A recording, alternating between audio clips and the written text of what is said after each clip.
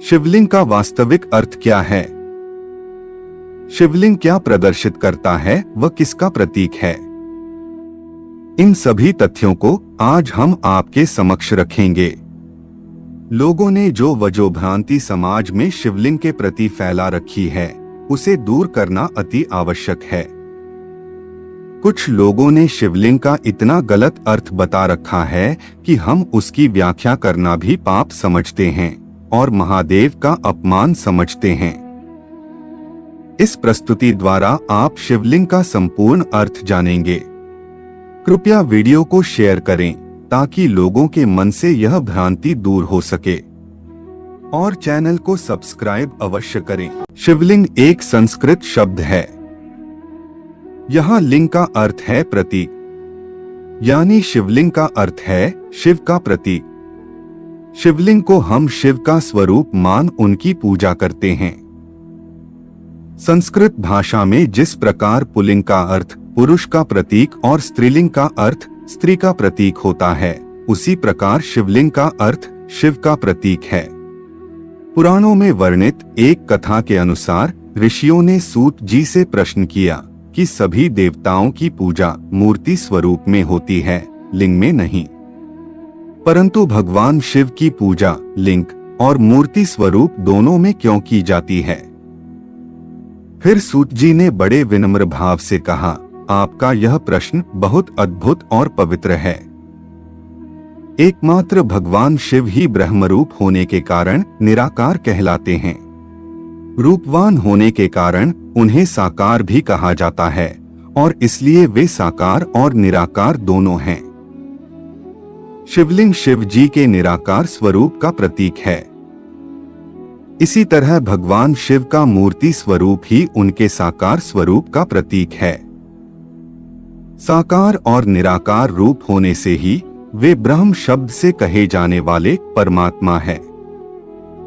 यही कारण है कि सब लोग लिंग को निराकार और मूर्ति को साकार दोनों ही रूपों में पूजते हैं।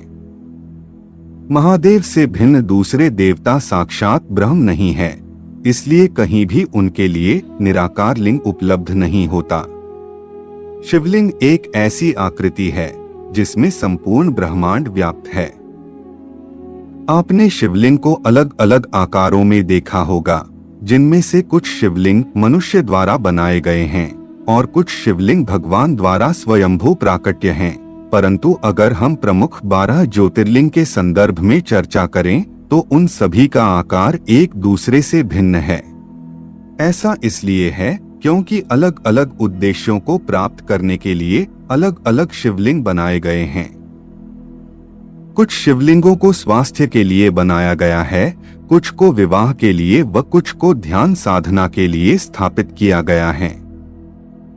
इन सभी निराकार रूपी भगवान शिव के प्रतीक इन लिंगों में एक समानता अवश्य है कि इनकी बनावट अंडे के आकार की है, जो वस्तुतः ब्रह्मांड की आकृति भी है। शिवलिंग स्त्री या पुरुष का प्रतीक न होकर संपूर्ण ब्रह्मांड के शून्य निराकार का प्रतीक है।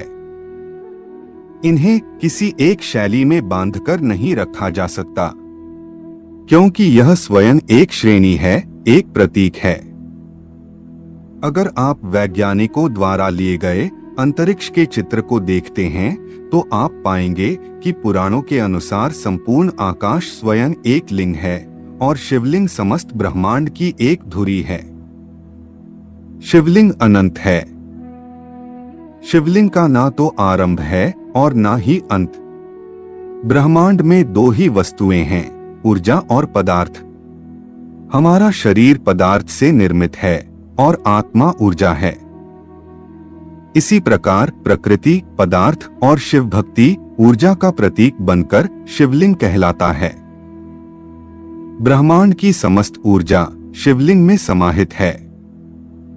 वास्तव में शिवलिंग हमारे ब्रह्मांड की ही आकृति है।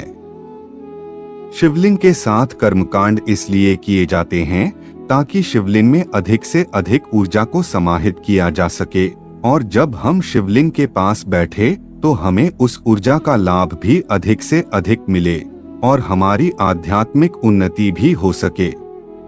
नागेंद्रहाराय त्रिलोचनाय, भस्मांगरागाय महेश्वराय, नित्याय शुद्धाय दिगंबराय, तस्मै नकाराय नमः शिवाय। इसका भावार्थ है, जो शिव नागराज वासुकी का हार पहने हुए हैं, 3 नेत्रों वाले हैं तथा भस्म को सारे शरीर पर लगाए हुए हैं, इस प्रकार महान ऐश्वर्य से संपन्न वे शिव नित्य अविनाशी तथा स्वयं भू हैं। दिशाएं जिनके लिए वस्त्रों का कार्य करती हैं, अर्थात वस्त्र आदि उपाधि से भी जो रहित हैं, ऐसे निर्वच्छिन्न उस निराकार स्वरूप शिव को हम नमस्कार करते हैं। हमारा उद्देश्य केवल आपके ज्ञान में वृद्धि करना व धर्म के प्रति आपकी जिज्ञासा को बढ़ाना है। अगर हमसे कोई त्रुटि रह गई हो तो हमें क्षमा करें। अब हमारी भेंट एक और नई ज्ञानवर्धक प्रस्तुति के साथ होगी। आज के लिए केवल इतना ही। जाने से पूर्व वीडियो को लाइक करें व चैनल को सब्सक्राइब अवश्य करें। तब तक के लिए जय जय श्री राम।